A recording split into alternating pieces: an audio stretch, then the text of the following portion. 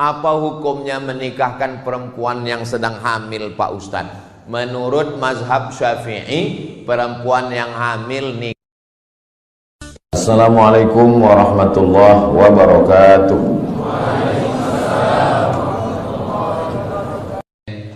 Enggak satu dua jamaah nanya, gimana hukumnya menikahkan, maaf beribu maaf, 10 jari saya angkat 11 dengan kepala kepada Habib, kepada Kiai, mohon maaf gak sopan, gak layak, tapi ini kenyataan. Apa hukumnya menikahkan perempuan yang sedang hamil, Pak Ustadz? Menurut mazhab Syafi'i, perempuan yang hamil nikahnya sah. Makanya Pak Kua nggak pernah nanya berapa bulan ya, nggak pernah. Maka dinikahkannya saja. Karena kita pakai kompilasi hukum Islam Indonesia. Yang jadi masalah bukan akad nikahnya, yang jadi masalah setelah anak lahir. Setelah anak lahir nggak boleh pakai bin bapaknya, binnya ke ibunya. Kenapa? Karena itu bukan anak dia. Ini anak saya, Pak Ustadz. Sudah tes DNA ke Singapura, ini anak saya.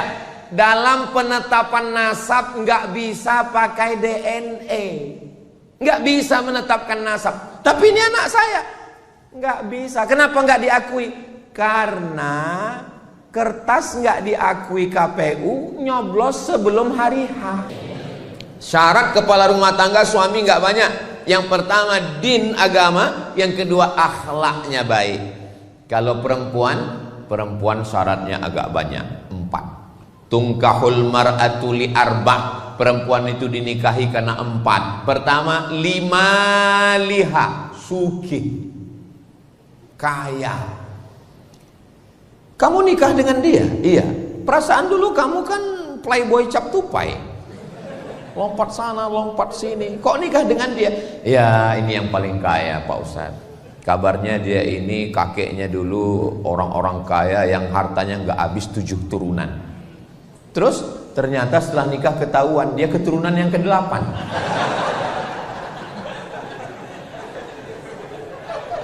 Yang pertama dilihat 5 liha karena hartanya. Yang kedua lihasabiha karena keturunannya. Kamu kenapa nikah dengan dia? Dia darah biru, Pak Ustadz. Jangan nikah dengan darah biru. Kenapa? Di rumah sakit donornya mahal. PMI Palang Merah Indonesia belum menyediakan darah biru. Bangsawan, bangsa yang hidup di awan. Saya merasa disediakan pentas, karpet, kursi. Sayalah bersama Ustadz dan Habib tempat yang paling tinggi. Ternyata ada yang lebih tinggi. Hai guys.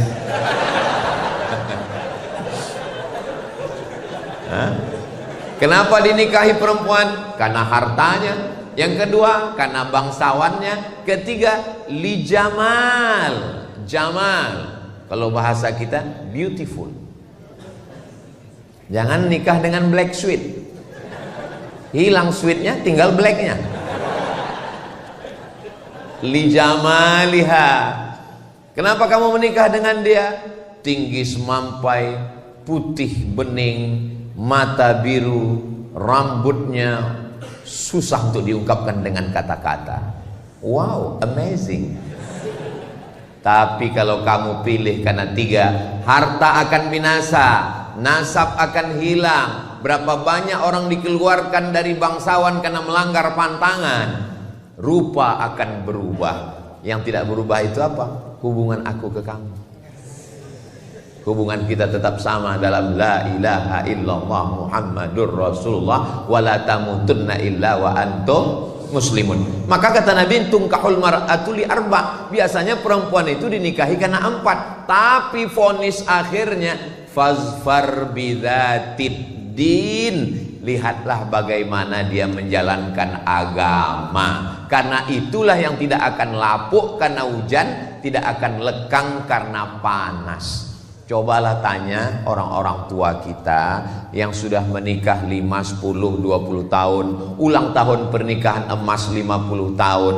Itu yang kekal abadi adalah rupa berubah, harta berubah. Yang tidak berubah itu adalah din. Di dalam din ada ketaatan kepada Allah, kesetiaan. Ustaz Somad, ya, Saya mahasiswa Ustadz dulu di kampus. Ingat Ustadz? Iya ingat, alhamdulillah. Alhamdulillah saya sudah tamat Ustadz, udah wisuda. Alhamdulillah sudah kerja Ustadz. Alhamdulillah. Belum nikah Ustadz. Innalillah. Kenapa belum nikah? Dulu kan Ustadz ngomong, katanya kalau nyari istri itu lihatlah pada hartanya, nasabnya, cantiknya, agamanya. Ustadz, tolong carikan saya yang ada 4-4-nya. Kalau ada 4-4-nya ngapain saya kasih ke kamu?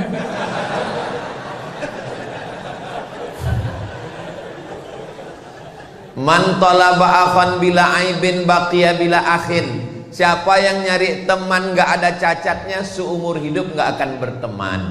Siapa yang nyari istri sempurna, maka seumur hidup akan menjadi jombloan sejati.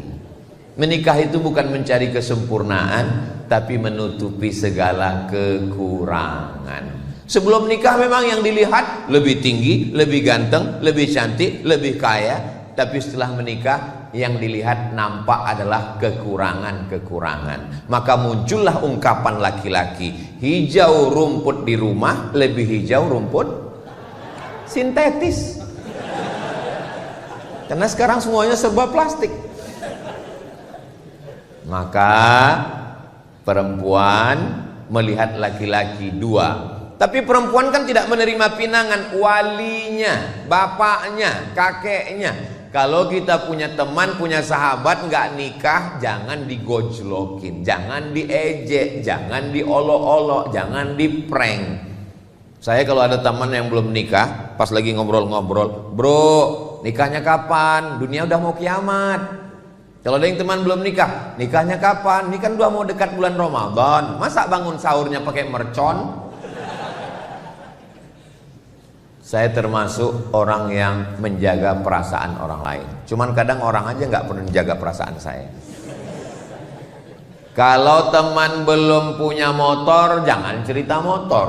Kalau teman belum punya rumah, jangan cerita rumah. Kalau teman belum punya istri, jangan cerita nikah. Kalau dia belum punya anak, jangan cerita anak.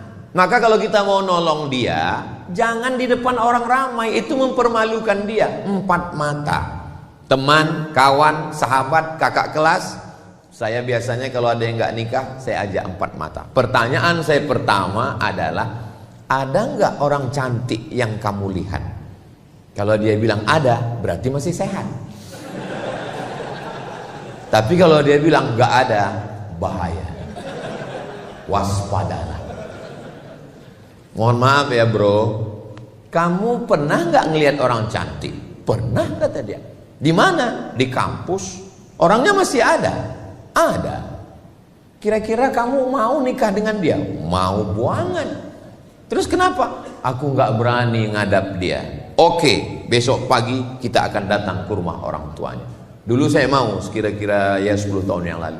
Kalau sekarang saya udah nggak mau lagi membawakan. Saya khawatirnya kalau saya yang bawa, saya yang diterima.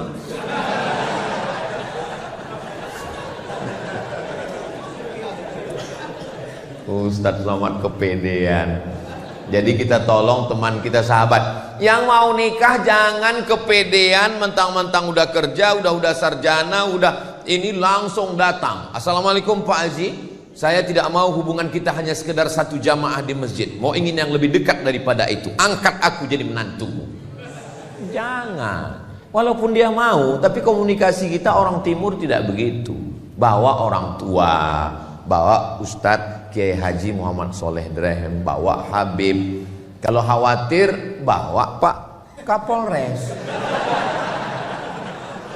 Kalau bawa Kiai mungkin bacakan ayat.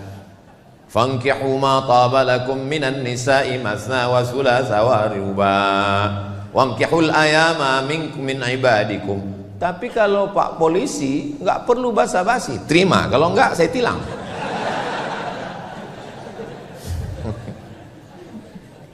Jangan nodai hubungan yang suci. Jangan rusak fitrah yang sudah diberikan Allah Subhanahu wa taala. Jaga. Bapak yang punya anak laki-laki, ibu yang punya anak perempuan, jangan biarkan angka aborsi kita 1,5 juta. Nauzubillah, nauzubillah, nauzubillah. Berarti setiap detik ada. Ditambah lagi grup-grup sekarang. Saya mau menceritakannya pun malu. Yang terakhir di Bredel, grup sedarah. Nauzubillah, nauzubillah, nauzubillah. Mudah-mudahan Allah menyelamatkan negeri ini. Wa ma kana Allahu liyu'adzibahum wa anta fihim. Allah tidak akan menurunkan azab selama Nabi Muhammad SAW masih ada bersama kamu. Wa ma kana Allahu mu'adzibahum wa hum yastaghfirun. Allah tidak akan menurunkan azab selama masih ada yang beristighfar. Kalau dilihatlah merajalelanya zina, sudah lama azab itu turun.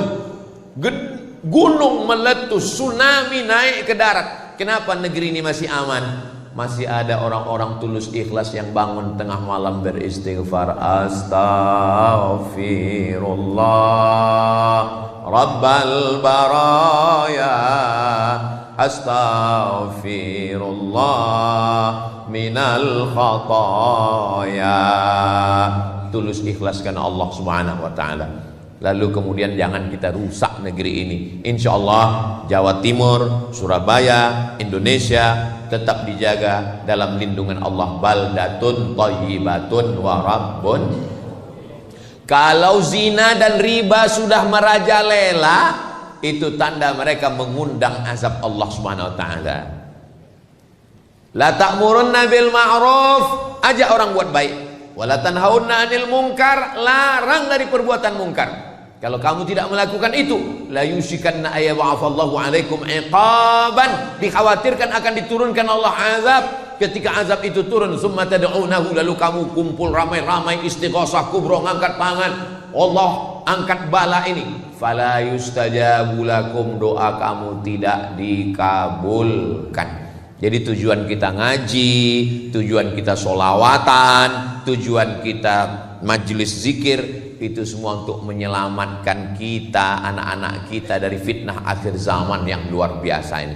Memangnya zina ini cuman zaman sekarang kok? Zaman dulu sudah ada. Cuman komunikasi manusia waktu itu tidak semasif sekarang. Zaman dulu laki-laki mau ngomong sama perempuan itu nggak boleh, pantang, aib. Lihatlah bagaimana susahnya Zainuddin komunikasi dengan Hayati dalam tenggelamnya kapal Van der Wijk. Dulu ditulis itu kertas, lalu diletakkan di celah sayap burung merpati. Hai burung, sampaikan pesanku padanya. Rupanya burungnya salah alamat. Musim berubah, hari berganti, tidak lagi pakai burung, dimasukkan ke dalam botol kaca. Salamkan cintaku padanya. Yang diharapkan supaya ini botolnya ke Pulau Jawa, nyasar ke Afrika. Akhirnya berubah. Lalu kemudian ketika Zainuddin mau pergi ke surau sore-sore ke Langgar, dia pun meletakkan secari kertas di celah ketiaknya. Lalu Hayati pun lalu dan mereka pun mengambil. Sekarang langsung DM, hai Besti. Kalau ada laki-laki menyapamu, hai sayang, kamu cantik, dia bukan bapakmu, dia bukan kakekmu, dia bukan kakakmu, dia bukan pamanmu, yakinlah dia buaya darat. Ini anak-anak perempuan kita mesti kita jaga. Tolong adik-adik yang punya usaha sablon, yang punya usaha stiker, buatkan stiker say no to bonceng. Buatkan baju kaos di belakang, katakan tidak pada narkoba, say no to drug, katakan tidak pada playboy. Tapi baju-baju yang begini jangan dibawa sholat Jumat.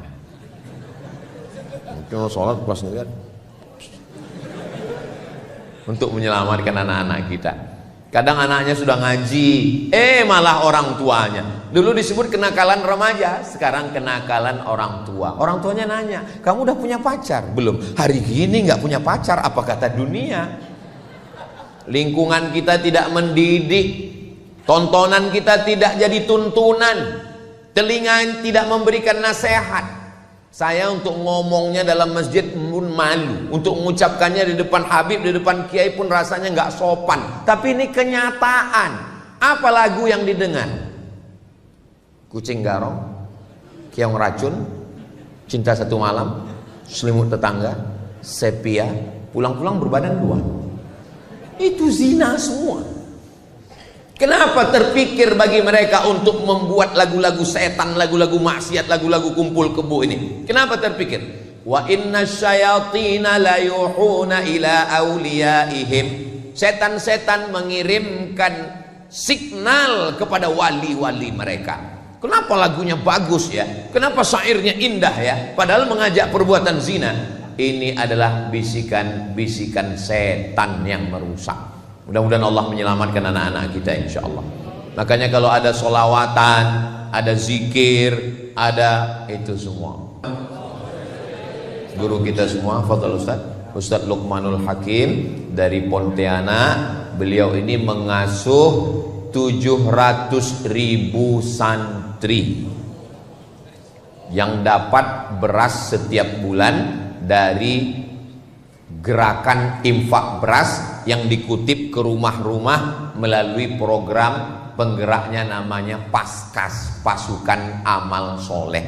Jadi yang belum ada jodoh segera merapat ke Ustadz Luqman, karena santrinya 700.000 orang. Bayangkan, Ustadz Somad katanya nggak boleh nikah sekampung. Ya nggak boleh, terlalu banyak. Apalagi satu pondok.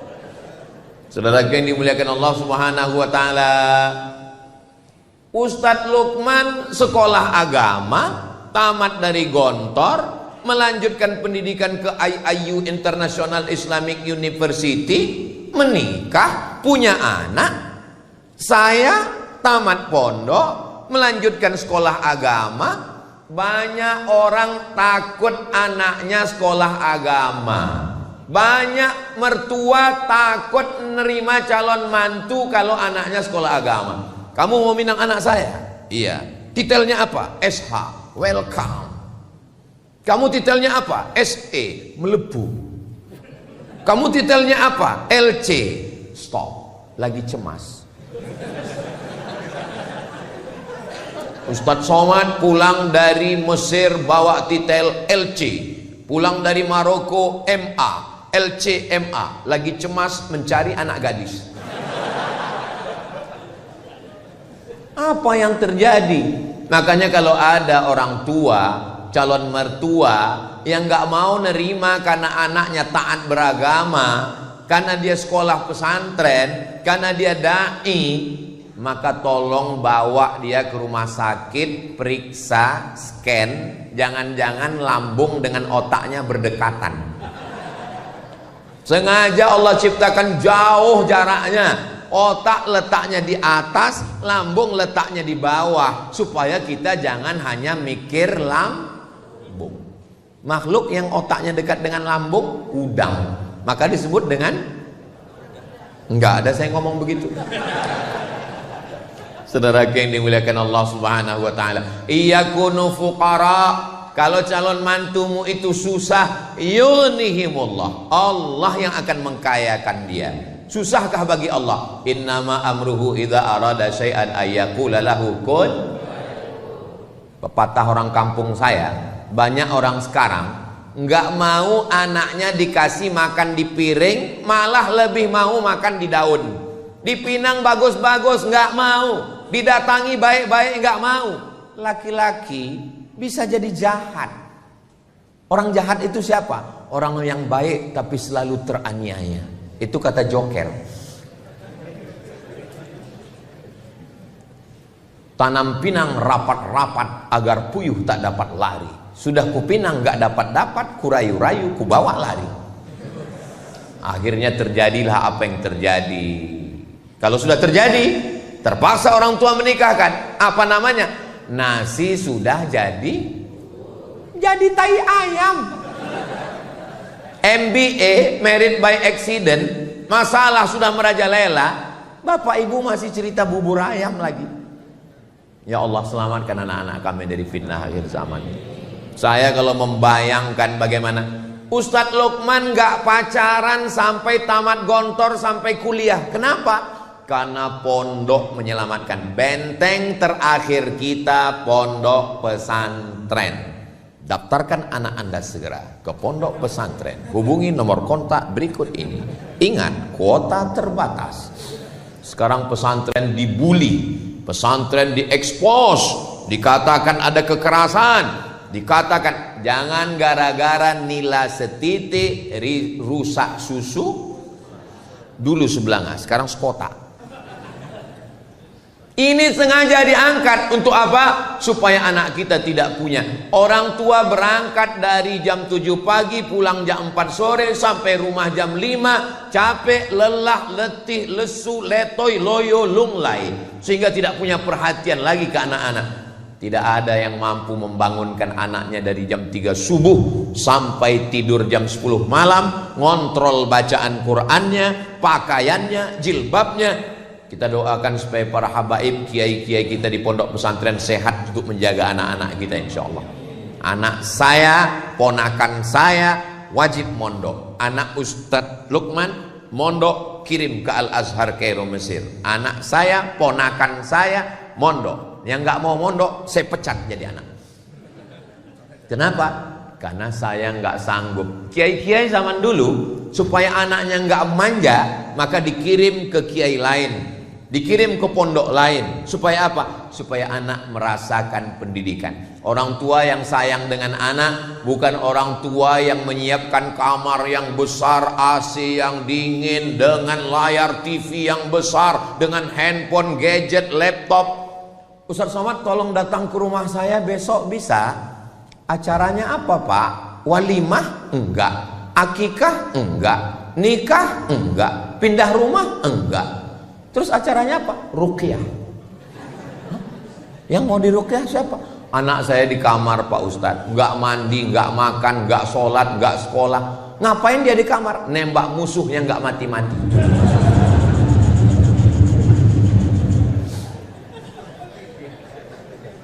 Terus terang saya belum pernah membaca hadis U'izuka min game online. Siapa yang menyediakan kamar yang besar pakai AC lengkap? Saya, Pak Ustadz. Siapa yang masang wifi 24 hours? Saya, Pak Ustadz. Siapa yang belikan gadget dengan layar besar di kamar? Saya, Pak Ustadz. Sekarang anaknya kecanduan, siapa yang salah? Ustadz. Kita disalahkan.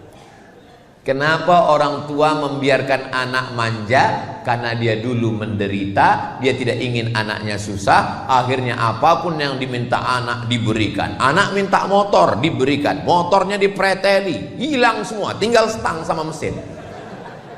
Speedometer nggak ada, knalpot disunat, dipotong semua, lewat depan masjid. Ghairil maghdubi alaihim waladdallin.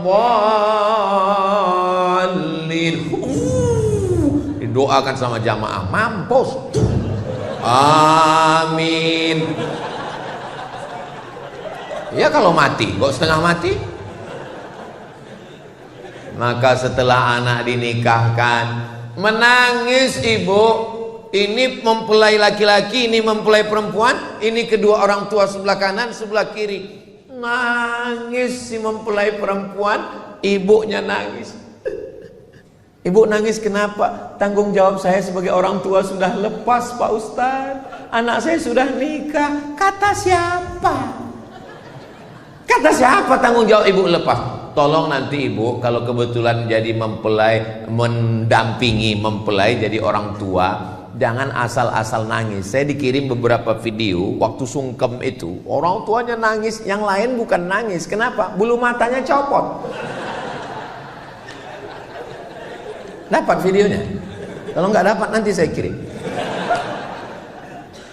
Siapa yang mengatakan tanggung jawab bapak sama ibu berakhir setelah akad nikah? Akad nikah acara yang sakral, yang suci, yang bersih di masjid. A'linu hadzal nikah. Nikah jangan diam-diam. Buat iklannya, istiharkan, buat walimahnya. Aulim walau bisyatin. Ta'al. Sini, wahai Abdurrahman bin Auf. Kamu nikah ya? Iya ya Rasulullah. Karena di tangannya ada atharus sufrah, kuning-kuning bekas za'faran. Kamu menikah? Iya. Kenapa enggak ngundang-ngundang aulim walau bisyatin, buatlah selamatan walaupun hanya seekor kambing. Seekor kambing kalau di Arab itu undangannya 10 orang. Kalau seekor kambing. Kalau di kampung saya 1 RW. Apa maksudnya? Walaupun ngundang 10 orang, buat acara, baca doa, syukur-syukur ada hadrah, wadribu alaihi bidufuf, pukulkan kendang. Setelah itu menikah bulan Januari, lalu kemudian nanti bulan Desember atau Oktober, Ustadz Somad datang ya acara akikah. Yang nikah Januari kemarin, alhamdulillah. Tapi sekarang jarang-jarang begitu. Nikah Januari, Mei diundang akikah. Loh, perasaan kemarin walimahnya Januari. Iya Pak Ustaz, Mei kok sudah akikah? Ini efisiensi Pak Ustaz. Mau gimana anak-anak kita ini? Enggak 1, 2 jamaah nanya, gimana hukumnya menikahkan, maaf beribu maaf, 10 jari saya angkat 11 dengan kepala kepada Habib, kepada Kiai, mohon maaf gak sopan, gak layak, tapi ini kenyataan. Apa hukumnya menikahkan perempuan yang sedang hamil Pak Ustadz? Menurut mazhab Syafi'i, perempuan yang hamil nikahnya sah. Makanya Pak Kua nggak pernah nanya berapa bulan ya, nggak pernah. Maka dinikahkannya saja. Karena kita pakai kompilasi hukum Islam Indonesia. Yang jadi masalah bukan akad nikahnya, yang jadi masalah setelah anak lahir. Setelah anak lahir nggak boleh pakai bin bapaknya, binnya ke ibunya. Kenapa? Karena itu bukan anak dia. Ini anak saya Pak Ustadz, sudah tes DNA ke Singapura, ini anak saya. Dalam penetapan nasab nggak bisa pakai DNA, nggak bisa menetapkan nasab. Tapi ini anak saya, nggak bisa. Kenapa nggak diakui? Karena kertas nggak diakui KPU, nyoblos sebelum hari H. Sampai di sini paham? Kalau bapaknya, tolong fokus ke yang kedua. Kalau bapaknya meninggal, si anak nggak dapat warisan. Kalau si anak meninggal, si bapak nggak dapat warisan. Yang paling mengerikan, ternyata si anak perempuan 20-25 tahun akan datang, dia mau nikah, kamu nggak bisa mewalikannya karena kamu bukan bapaknya. Itu yang paling menyakitkan. Mau jujur takut, mau ngaku nggak enak, mau dinikahkan nikah nggak sah. Jalan solusinya gimana? Ngomong ke Pak Kua, Pak Kua mohon maaf, nanti saya pura-pura mencret ya. Kata Pak Kua, bukan kau yang pertama, yang lain gitu juga. Akhirnya Pak Kua yang menikahkan. Zawwajtuki, aku nikahkan engkau, bima wakkalani fulan, karena si fulan. Nggak ada yang mewakilkan, karena fasultanu waliyun man la waliyalaha. Sultan, wali hakim Pak Kua adalah menjadi wali bagi perempuan yang nggak punya wali. Bayangkan itu, pikirkan. Makanya zina ini efeknya multi efek, sistemik, efek domino. Batu domino kalau disusun senggol satu, runtuh semuanya, hancur semuanya. Laki-laki calon suaminya bisa curiga, kenapa enggak bapakmu enggak mewalikanmu? Ujung-ujungnya dia lihat, kenapa hidung kalian beda? Nauzubillah. Yang lalu-lalu apa boleh buat, mudah-mudahan Allah mengampunkan. Yang akan datang kita perbaiki bersama, kita selamatkan anak-anak kita ini insya Allah, selamat dari perbuatan. Lalu kemudian setelah anak lahir, ketika anak lahir, bisikan pertama di telinga sebelah kanan. Waktu anak saya lahir, Mizian Hazik Abdillah, waktu itu saya belum viral. Saya datang ke rumah sakit, datang perawat bidannya nanya, mau ngapain mas? Katanya. Saya nggak pakai peci. Saya kalau nggak pakai peci, pakai baju kemeja, disangka orang mahasiswa semester 7. Saya bilang, saya mau, anak saya baru lahir, kebetulan tanggal 1 Muharram. Saya lagi ceramah nyambut 1 tahun baru, pulang-pulang dia udah lahir. Maka Tolong nanti bayinya dipegang begini, kepalanya di sebelah kiri, azannya di telinga kanan. Bisa azan kan katanya. Tapi alhamdulillah, artinya bidan-bidan kita walaupun dia nggak mondok, nggak sekolah agama, tapi sudah diajarkan ternyata mesti diazankan. Saya azankan. Azan untuk anak bayi nggak sama dengan azan masjid. Ini sekarang banyak yang ketukar-tukar ini. Azan yang mestinya untuk masjid dipakai untuk bayi. Kalau untuk masjid itu suaranya lantang, Allahu Akbar, Allahu Akbar. Kalau untuk bayi, Allahu Akbar, Allahu Akbar. Ini sekarang banyak yang untuk bayi dipakai ke masjid. Makanya orang nggak ke masjid. Pas ditanya, sampean orang lu ngonang masjid? Iku untuk bayi. Bisikan ke anak kita adalah asyhadu an la ilaha illallah. Masuk ke telinga, ditangkap oleh otak sampai ke tangkai jantung, masuk ke mata, masuk ke telinga, masuk ke tangan, masuk ke kaki, masuk ke sumsum, masuk ke otak. Kalimatu haqqin 'alaiha nahya wa 'alaiha namutu wa biha nub'atsu.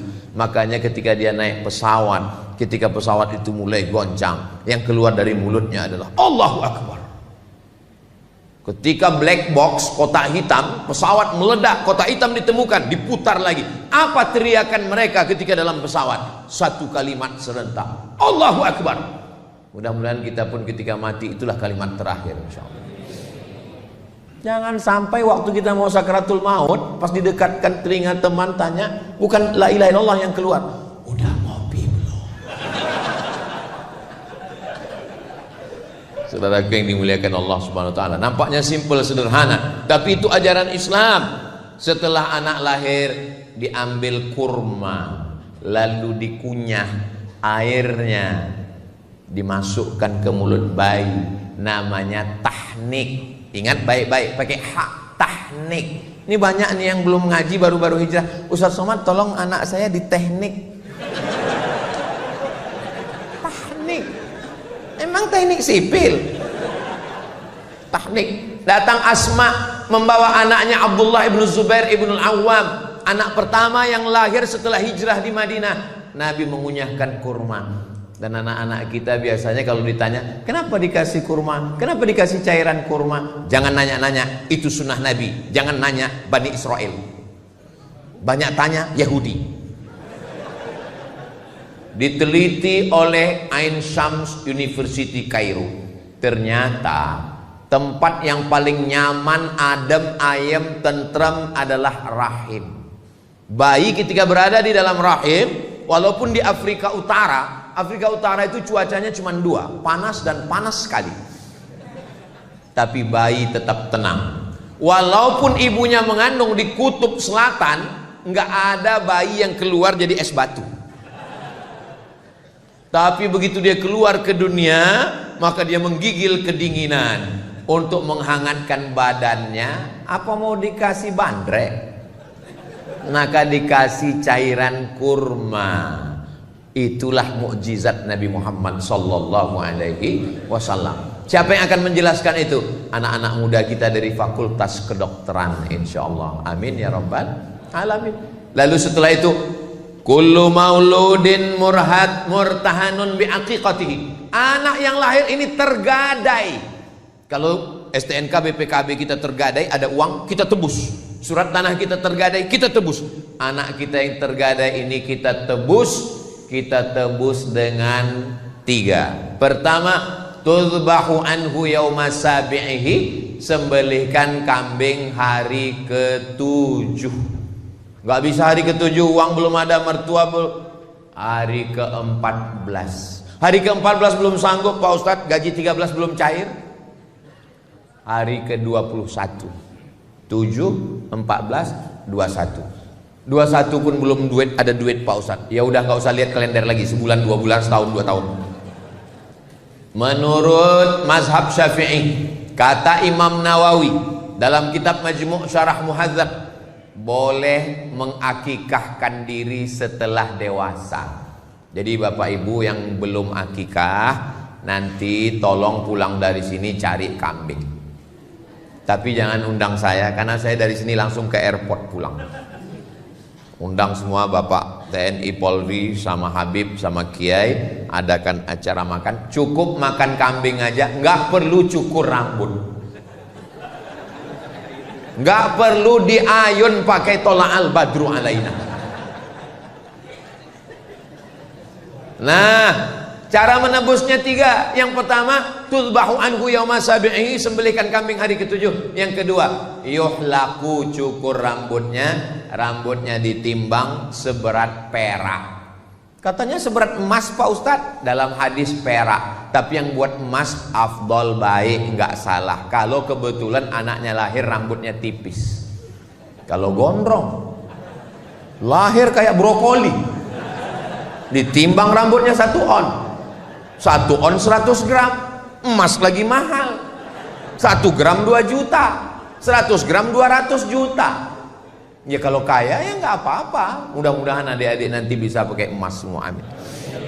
Dari bunyi aminnya seperti nggak yakin. Wa yusamma, kasih nama yang bagus-bagus, nama yang ada dalam Al-Quran. Di antaranya surat Luqman, Ustadz Luqmanul Hakim. Nama yang baik-baik ini bagus semua. Supaya apa? Supaya ini jangan sampai ditanya, siapa nama kamu? Nama saya Lapendos. Apa itu? Lelaki penuh dosa. Mohon maaf kalau kebetulan namanya sama.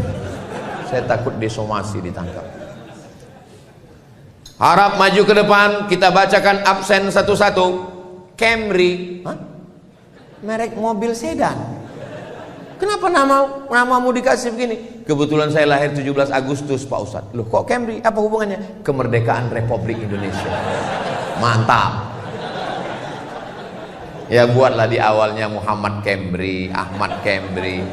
Biar orang tahu, mana tahu terjadi sesuatu, tahu. Jangan sampai jamaah bingung, ini mau kita kirim kemana ini? Ke Jepang. Nah, banyak orang ini berkata, what is in a name? Apalah arti sebuah nama? Dalam Islam nama itu adalah doa. Nama adalah keberuntungan. Nama-nama yang tidak baik diganti Allah dengan nama yang baik-baik. Saya dikasih nama Abdus Somad. Awalnya dulu nama saya dikasih kakek saya. Itulah orang dulu. Saya tanya, yang ngasih nama saya siapa, Mak? Yang ngasih nama kamu kakekmu.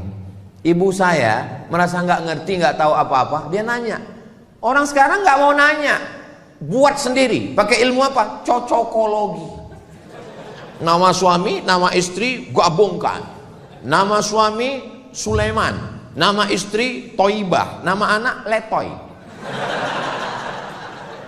Mohon maaf Pak Sulaiman. Apa ini? Kita punya kiai, kita punya Habib, tanya kira-kira nama yang baik untuk anak saya siapa? Nama saya dulu pertama kali dikasih mbah saya, kakek saya dikasih nama Solah. Bagus, Solah pakai H. Solah artinya baik. Tapi di kampung saya orang Melayu, Solah itu nama ikan. Kata ibu saya, masa dipanggil ikan gitu. Nama yang lain lah, Pak. Akhirnya dikasih nama. Waktu itu qori yang terkenal di Mesir, Syekh Abdul Somad, Abdul Basit Abdul Somad. Maka dikasih Abdul Somad. Waktu saya kuliah di Mesir, setiap ditanya orang, Ismake, what is your name? Abdul Somad. Masya Allah Syekh, kata dia. Saya yang khawatir, takut disuruh ngaji. Nama ini penting. Lalu kemudian setelah itu apa lagi? Diajarkan membaca. Ayyu'allimahul kitaba idza aqala.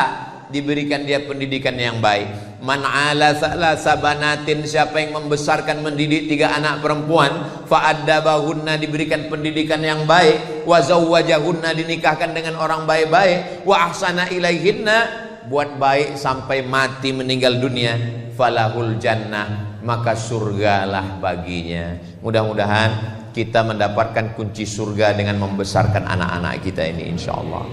Yang kaya raya hartanya tinggal, pejabat jabatan tidak lama, paling lama 2 periode, itu pun kalau tidak ditangkap KPK.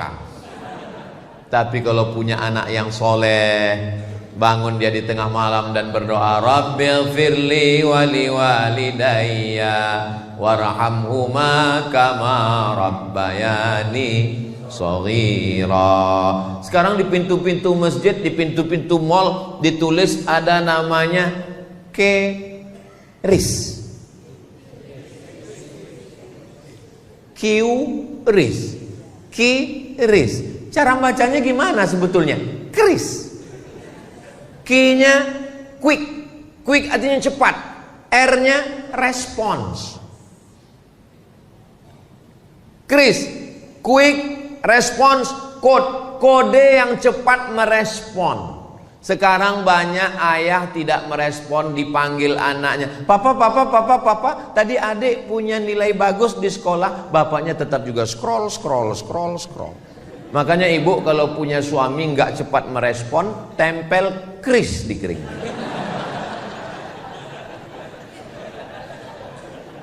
Bapak dari pagi berangkat jam 7 sudah masuk kantor, dagang, bisnis, ke mall, kerja, pulang jam 5 sore.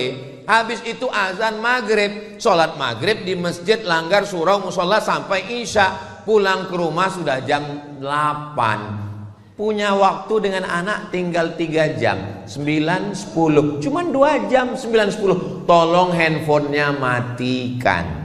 Quality time. Saya datang setiap provinsi, saya datang setahun cuman sekali, Jumat, Sabtu, Ahad, Senin. Ini tausiah saya yang terakhir, maksudnya untuk jadwal Jawa Timur. Habis ini saya langsung ke airport.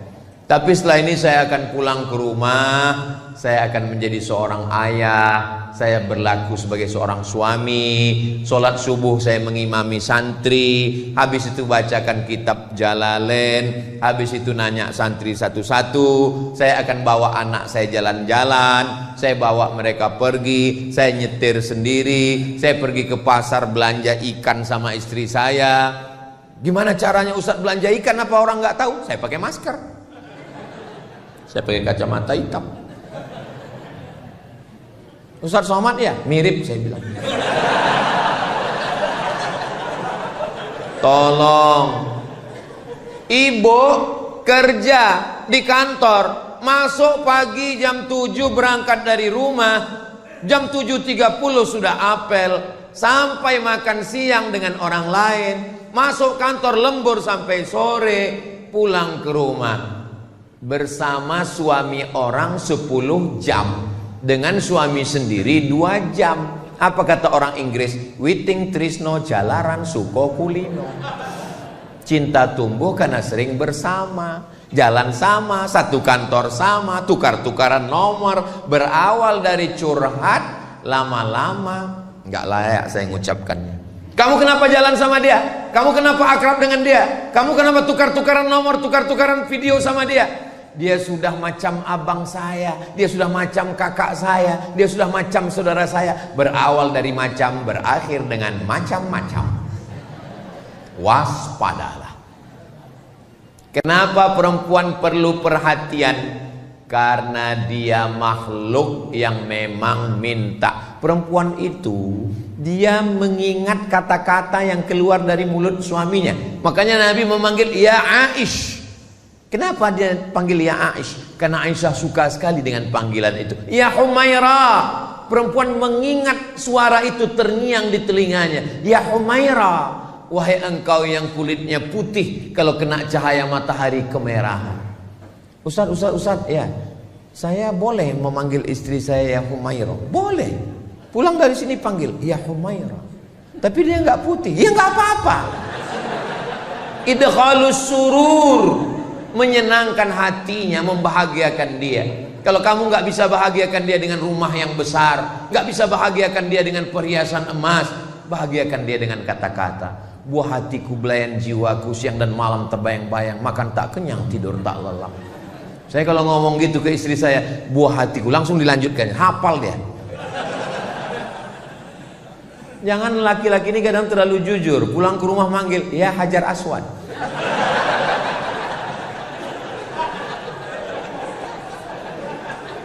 Sampai kapan proses pendidikan keluarga ini? Sampai mereka dulu mati atau kita mati. Proses mendidik anak sampai mereka mati atau kita mati. Kalau kita yang mati duluan, mereka yang akan membisikkan ke telinga kita la ilaha. Mudah-mudahan anak-anak kita yang membisikkan la ilaha illallah. Jangan sampai kita merasakan sunyi di tengah keramaian. Kota metropolitan, penduduknya 5 juta, ramai hiruk pikuk, suara klakson non-stop. Tapi kita berada di ruang yang sepi di tengah keramaian. Ruang sepi itu bernama ICU. Memang tulisannya ICU. Saya nggak bohong. Kenapa disebut ICU? Karena ICU, you don't see me. Aku ison delok sampean, sampean orang ison delok aku. Di ruang sepi sunyi itu, anak pertama luar kota, anak kedua keluar negeri, anak ketiga meeting, anak keempat surfing, anak kelima mancing. Siapa yang membisikkan ke telinga la ilaha illallah? Mana uang yang dicari pergi pagi pulang petang peras keringat banting tulang? Mana yang lembur kerja nggak pulang-pulang sampai berbulan-bulan nggak pulang, kepala rumah tangga bernama Bang Toib? Akhirnya kita hanya mau husnul khotimah. Mudah-mudahan anak kita nanti semua yang membimbing kita, yang membacakan surat Yasin, yang mendoakan kita, yang membacakan tahlil afdhaluz zikri fa'lam annahu la ilaha illallah. Mereka mengantar jenazah kita, mereka yang memandikan. Makanya masjid-masjid tolong buat acara penyelenggaraan jenazah, tapi yang latihan itu yang anak-anak muda. Ini sekarang banyak di beberapa tempat yang latihan malah jamaah yang udah tua. Jangan, karena kalian yang mau dilaksanakan. Anak-anak muda ini, itu Pak Ustadz, penyelenggaraan jenazah itu berat Pak Ustadz, modalnya besar. Apa modalnya? Orang cuman keran air kok. Iya tapi Pak Ustadz itu kan mesti ada bonekanya. Nggak usah pakai boneka, pilih salah satu yang malas sholat. Izin sama bapaknya, Pak, izin ya anak bapak nanti untuk praktek. Memang saya sudah lama nasihati dia nggak cocok. Siram. Cara menyiramkan air ke jenazah. Nah, jenazah orang oleh guyu, orang cuncung guyu. Nah, hanya sampai pengkafanan, jangan dikuburkan. Khawatirnya kita bercanda, malaikat serius.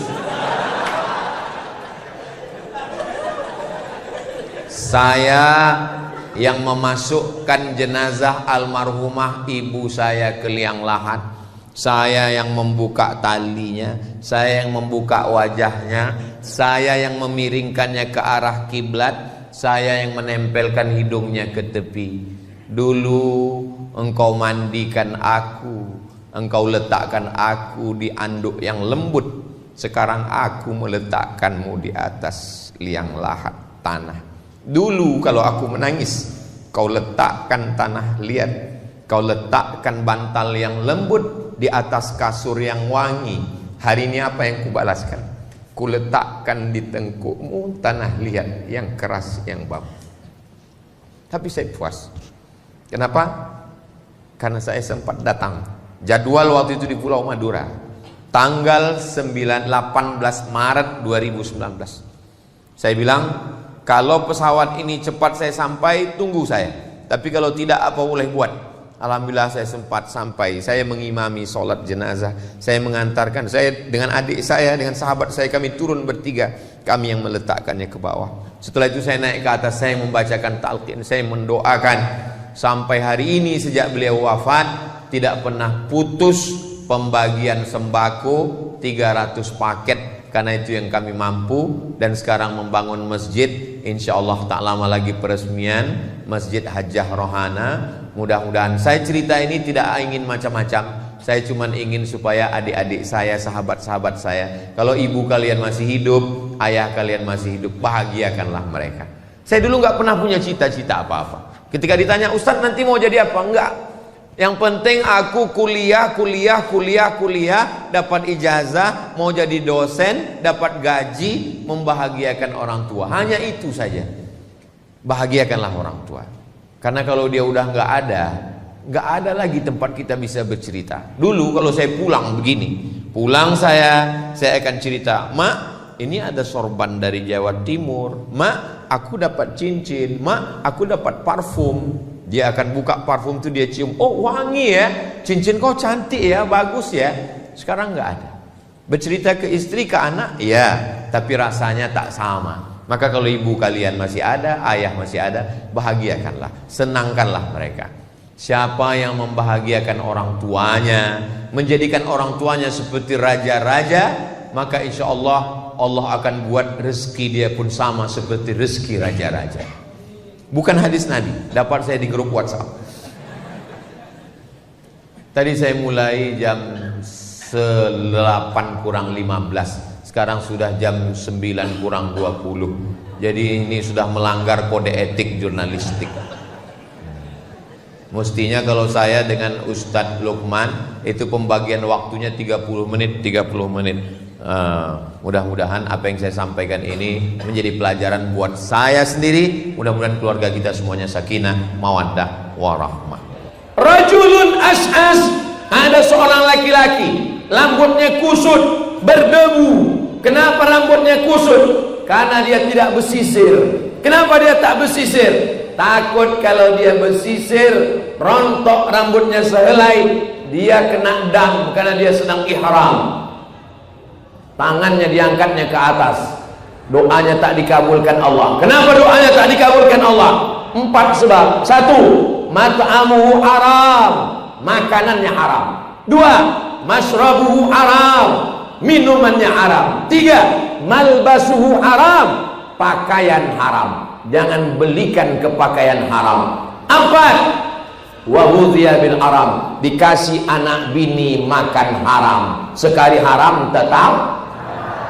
Cuman lah Pak Ustaz, dia desak terus, kami dikasihnya, ya ambil juga lah.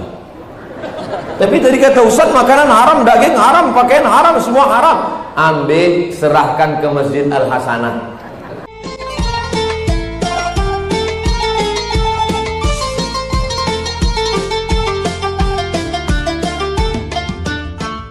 Assalamualaikum warahmatullahi wabarakatuh.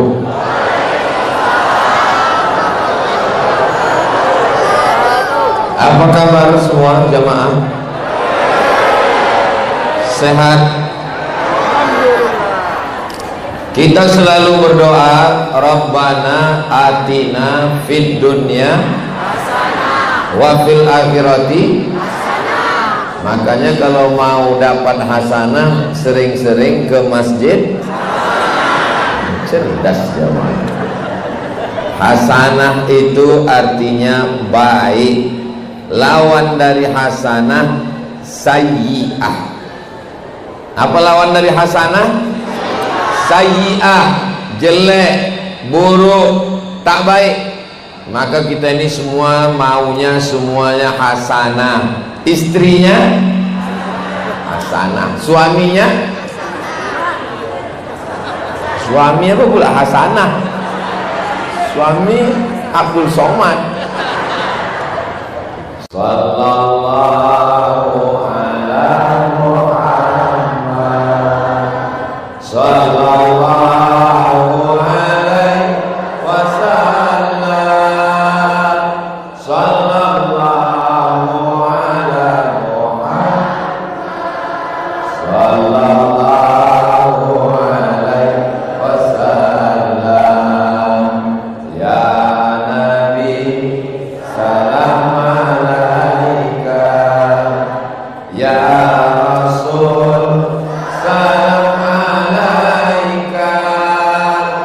Ya Habib, salam alaika. Salawatullah alaika. Itu namanya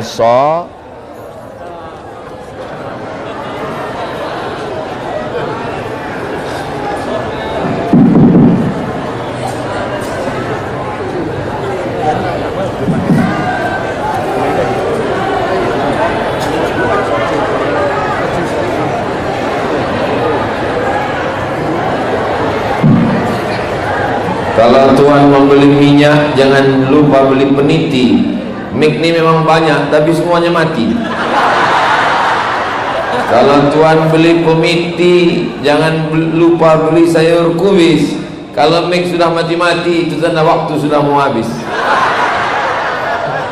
Masalahnya kita ini kalau udah dimulai memantun, tak bisa dia berhenti. Sampai mana tadi? Hilang pula isi ceramah. Kita ini maunya kalau setiap acara itu jangan lupa pertama mengucapkan alhamdulillahirabbil kullu amrin dzibalin, semua amal yang baik walam yubda bihamdillah, kalau tidak dimulai dengan alhamdulillah fahuwa aqta, amal itu maqtu'ul barakah, tak ada barokahnya. Maka kalau mau kita acara itu barokah, hidup barokah, keluarga barokah, anak barokah, istri barokah, banyak-banyak alhamdulillahi rabbil. Lalu kemudian di dalam masjid itu majlis di rumah memperbanyak sodako, solawat. Nah, itulah tadi saya ajak semuanya bersolawat. Allahumma salli ala Sayyidina Muhammad wa ala ali Sayyidina Muhammad. Lalu kemudian jangan sampai di majelis itu tak ada membaca Quran. Bacakan ayat Quran. A'udzubillahi minasyaitonirrajim. Ustaz, untuk apa lagi baca Quran? Kan udah dibacakan Ustaz Zaini tadi. Beliau sudah dapat pahalanya. Tapi saya kan belum. Membaca sudah, mendengar sudah, tapi saya membacakan belum. Saya pun ingin juga dapat pahala membacakan ayat Quran. A'udzubillahi minasyaitonirrajim. Innas salata tanha 'anil fahsya'i wal munkar. Waladzikrullahi akbar wallahu ya'lamu ma tasna'un. Shadaqallahul azim. Kenapa ayat itu yang Ustaz baca? Itu kebetulan di depan. Inna sholat, sesungguhnya sholat, tanha, mencegah, melarang, menjaga orang. Yang pertama, anil fahsya, dari perbuatan fahsya, wal munkar, dan munkar. Kita baca terjemah bahasa Indonesianya. Sesungguhnya sholat itu mencegah perbuatan keji dan munkar. Keji itu yang munkar, munkar itu ya keji. Perbuatan keji pasti orang tak suka. Yang tidak disukai itu munkar. Perbuatan munkar keji. Lalu apa beda fahsya dengan munkar? Itulah mengapa baca Quran bagus, tapi lebih bagus lagi baca terjemah. Baca terjemah bagus, lebih bagus lagi baca makanya baca Qurannya, baca terjemahnya, baca tafsir. Beda fahsya dengan munkar. Fahsya ada hubungan dengan seksual. Munkar tak ada hubungan dengan seksual. Bisa dibedakan? Saya ulang sekali lagi. Fahsya ada hubungan dengan seksual. Munkar tak ada hubungan dengan seksual. Ada tetangga kita, orangnya rajin ke masjid, puasa Senin Kamis. Kalau kita bertamu ke rumahnya, semua keluar. Dari nasi lemak, nasi uduk, nasi minyak, semua keluar. Tapi gatal. Itu masuknya kemana? Fahsya. Masuknya fahsya. Ada tetangga kita, orangnya sopan, cakapnya tak porno, matanya tak jelalatan, orangnya menjaga diri, tapi pelitnya minta ampun. Pergi kita ke rumahnya, Pas sudah mau pulang kita baru dibilang, tunggulah sebentar Ustaz, teh manis sebentar lagi keluar. Padahal udah hampir 3 jam kita duduk di sini. Itu apa namanya? Itu bakhil namanya, bukan muka. Itu bakhil namanya, pelit. Tapi penyakit pelit itu dia hubungannya bukan seksual, dia perbuatan mungkar. Ada pembangunan masjid, dia yang nyumbang tiang, dia yang ngasih lampu, dia yang nyumbang sound system, ngasih AC, ngasih mimbar. Tapi asal lewat anak gadis orang, itu namanya fahsya. Jadi kalau orang sholat, maka dia selamat dari dua-duanya, selamat dari fahsya dan mungkar.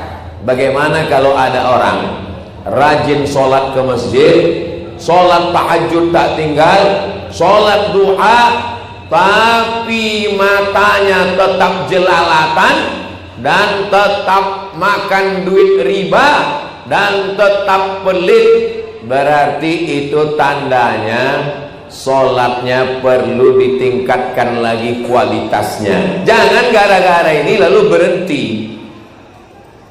Abang, untuk apa abang sholat? Kata istrinya. Ku tengok di chat abang, habis kawan-kawan SMA dulu abang chat semua, abang cari yang janda-janda. Abang fahsya, kata dia ke suaminya. Untuk apa abang sholat? Abang main judi online juga. Bagus abang tak usah sholat. Itu tak betul. Nanti suaminya jadi tak sholat. Maka ditingkatkan kualitas sholatnya. Insya Allah kalau sudah sampai tingkat sempurna, sholatnya dapat mencegah dari perbuatan keji dan mungkar. Mudah-mudahan sholat kita semua, termasuk yang ceramah ini, jangan sangka Ustadz Abdul Somad itu tidak digoda setan. Saya ini pun juga digoda setan. Sampai kapan kita berhenti digoda setan? Sampai roh keluar dari jasad. Kalau udah roh keluar dari jasad, kata setan, kau tak kugoda lagi dah. Udah selesai. Kalau bahasa orang Medannya, game is over. Permainan sudah selesai. Selama ayat di kandung badan, selama roh bersemayam dalam jasad, setan tidak pernah berhenti. Alladzi waswisu fi sudurin nas minal jinnati. Ada salah seorang anggota DPR RI, Komisi 8 bidang agama, datang ke sekolah SMK, SMP, SMA, SMU. Pelajarnya semua di tanah lapang 1000 orang. Ditanyanya pagi itu, adik-adik tolong jujur, siap? Siap, kata orang itu 1000 orang. Yang sholat subuh tadi pagi ke masjid, angkat tangan. 1000 orang, cuman satulah yang angkat tangan sholat subuh ke masjid. Dan yang satu itu pas ditanya, kok sholat subuh ke masjid? Karena aku tidur di masjid. Ini tidak terjadi di Sumatera Utara. Tidak terjadi. Kalau di Sumatera Utara semuanya tak ke masjid. Bukan. Ini tidak boleh sebut di mana daerahnya. Menjaga kode etik jurnalistik. Kenapa anak sampai tidak ke masjid? Ini menjadi pertanyaan besar. Wahai para suami-suami, wahai para bapak-bapak, kalian adalah kepala rumah tangga. Kullukum ra'in, setiap kalian pemimpin. Wa kullukum mas'ulun an ra'iyatih, setiap kalian akan ditanya, akan dituntut, akan diminta tanggung jawab di hadapan Allah Subhanahu wa ta'ala. Saya sudah menyampaikan, mau bapak-bapak ini mendengar, alhamdulillah. Tak mau dia mendengar, aku sudah lepas tanggung jawab di hadapan Allah Subhanahu wa ta'ala. Hai bapak-bapak, hai suami-suami, kalian diminta tanggung jawab di hadapan Allah. Datanglah ibu-ibu, Ustaz Somad, ya alhamdulillah Pak Ustaz, saya sudah sholat. Anak-anak? Anak-anak pun sudah. Siapa yang tak sholat di rumah itu? Laki saya Pak Ustaz. Padahal yang pertama nanti ditanya adalah suami.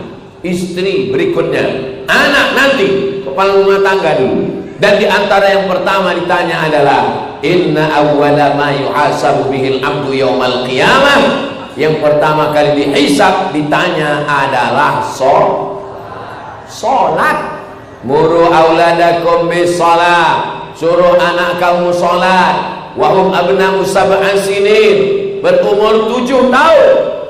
Wadribuhum fil ashrah, pukul 10 tahun. Wa farriquhum fil madaji', pisah tempat tidur. Anak laki-laki jangan lagi satu tempat tidur sama anak perempuan.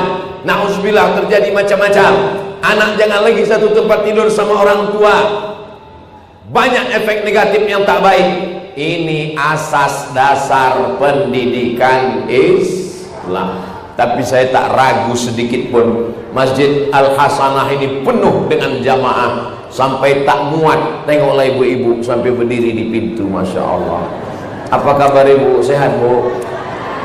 Asal sehat udah jadilah itu dah.